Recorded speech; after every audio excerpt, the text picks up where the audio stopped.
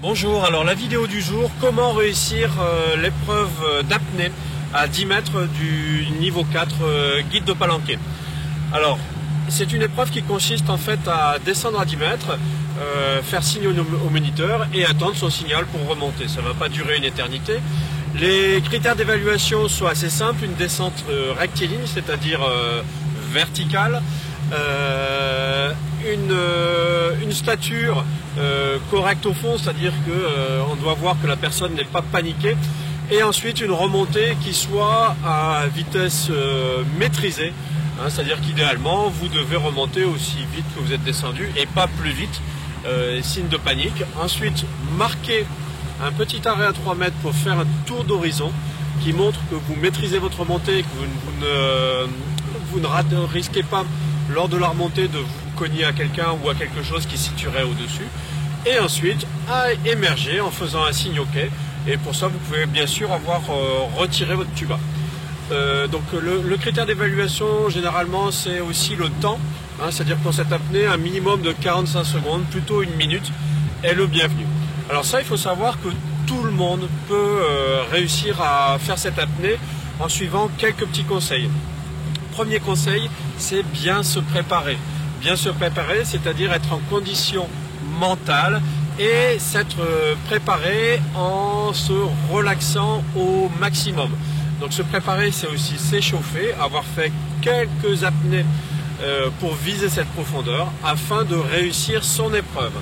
Donc bien sûr, les petits secrets, c'est réussir une bonne technique d'immersion. Vous ne pourrez pas réussir une bonne apnée si vous ne savez pas faire un bon canard qui consiste à descendre à la verticale. Pour descendre à la verticale, la meilleure astuce, c'est de regarder le point sur lequel on part et de descendre vraiment à sa verticale. Ensuite, bien sûr, quand vous faites votre canard, c'est-à-dire que vous mettez bien vertical, vous ne commencez à palmer que quand vos palmes sont immergées. Autrement, vous faites des battements inutiles qui vont consommer vos réserves d'oxygène. Mais comme je disais tout à l'heure, ce qui est important, c'est la préparation en surface. Donc la préparation en surface doit être une préparation calme.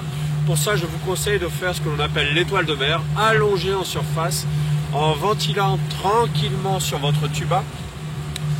Ventilant tranquillement sur votre tuba, en soufflant par le nez pour éviter de ventiler l'espace mort, c'est-à-dire si vous respirez par la bouche à nouveau alors que vous venez de souffler par la bouche, vous réinspirez de l'air vicié. Donc inspirez par la bouche, soufflez par le nez. Ensuite vous pouvez faire de légères hyperventilations, hein, même si la technique d'hyperventilation est proscrite vu les risques de syncope anoxique derrière, mais simplement vous pouvez en faire un petit peu, c'est-à-dire des respirations amples et forcées. Hein, le test généralement constaté, bon ça c'est une vieille méthode mais qui marche toujours, hein, vous faites des hyperventilations forcées en surface. Si vous voyez des étoiles apparaître, vous divisez le temps pour voir ces étoiles apparaître par 3. Hein, c'est une vieille méthode mais qui donne toujours des recettes. Donc des respirations profondes, lentes et reposées de manière à vous sentir bien posé. Et ensuite, vous devriez pouvoir réussir votre apnée du niveau 4 jusqu'à 10 mètres.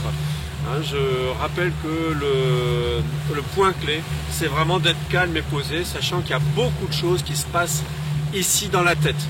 Pour les oreilles, bah, bien sûr, cette épreuve sollicite rudement les oreilles. Pour ça, entraînez-vous.